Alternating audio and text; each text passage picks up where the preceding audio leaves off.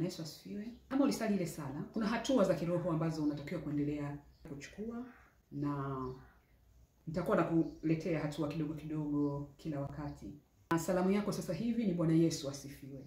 Mimi nataka wewe uanze na Bwana Yesu apewe sifa. Wajue wewe ni kiumbe kipya.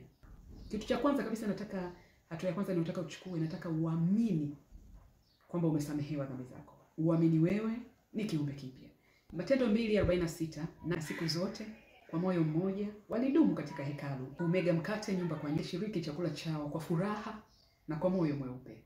Kwa hiyo utaenda kanisani, na kama itabidi mchungaji arudie kukuongoza sala ya toba, utarudia. Kuna hatua katika unaposema umeokoka, na nitakuwa nikikuletea hizi hatua kidogo kidogo. Waebrania inasema msiache kukusanyika kama ilivyo desturi yenu, kwa kadiri siku ile ya kurudi kwake inavyokaribia. Kwa hiyo nakutaka uende kanisani. Matendo 5:42, na kila siku hekaluni na majumbani walizidi kuhubiri na kufundisha bila kukoma. Ndio hatua ya kwanza, utaenda kanisani. Natamani ungepata kanisa la wokovu, lile ambalo wanalia wakiomba. Kwa kuanzia, kwa ulimwengu tulionao, unalihitaji kanisa. Hatua ya pili, maisha yako ya zamani lazima ujue yamebadilika. Kwa imani, tunaokoka kwa imani. Rito inasema hata ikiwa mtu amekuwa ndani ya Kristo, amekuwa kiumbe kipya. Ya kale yamepita, tazama yamekuwa mapya. Na kwa kuwa Roho Mtakatifu sasa anakaa ndani yako, mwili wako umetakaswa, roho yako imetakaswa. Thesalonika inasema Mungu wa amani mwenyewe awatakase kabisa nanyi nafsi zenu, roho zenu na miili yenu, mhifadhiwe muwe kamili bila lawama wakati wa kuja Bwana wetu Yesu Kristo. Kwa hiyo Mungu amekutakasa. Usihofu. Tabia zako za zamani zitakumbushwa na wakati mwingine zitarudi, ila Biblia inaniambia jitahidi kujionyesha kuwa umekubaliwa. Kanisa litakusaidia kukudiscipline. Discipline tunaipata kanisani.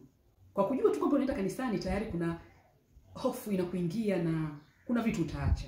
Haijalishi wanakudiscourage kiasi gani, lakini wewe nenda kanisani. Utahukumiwa kwa mambo uliyoyafanya kabla hujazaliwa upya.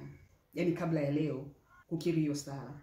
Kama una watu wa kuomba msamaha, utaenda kuomba msamaha, kwa sababu unatakiwa hata ukiwa na neno na mtu usitoe sadaka. Kapatane naye kwanza. Kwa hiyo kama kuna mtu hujapatana naye, mlikuwa mko vizuri, unaweza kwenda kumuona. Sasa hataki kupokea msamaha wako, au wewe achana naye. Mtu uliyemkosea sio mtu anayefanya ujisikie umemkosea. Maana wapo watu wengi kwenye maisha. Kwa hiyo utajitahidi kwa hatua hiyo. Wewe umeshakuwa kiumbe kipya. Ya kale yamepita. Unajua Yesu akimponya mtu anamwambia nenda zako, usitende dhambi tena. Ina maana zile zimepita. Sasa usitende tena. Na kuanzia sasa ukitenda dhambi utaungama kwa Bwana Mungu wako. Suala la toba ni suala lingine ambalo kuanzia sasa liwe maisha yako. Maana Biblia inasema tukisema tuna dhambi tunajidanganya wenyewe. Wote tumepungukiwa na utukufu wa Mungu. Kwa hiyo maisha yako kuanzia sasa yawe maisha ya toba. Umuhimu wa Roho Mtakatifu kwenye maisha yako ni swala ambalo ni zito sana, na bila hilo uvuki. Wanasema utoboi. Na bila hilo uvuki. Unamhitaji Roho Mtakatifu, unahitaji ujazo wa Roho Mtakatifu kwa kuwekewa mikono.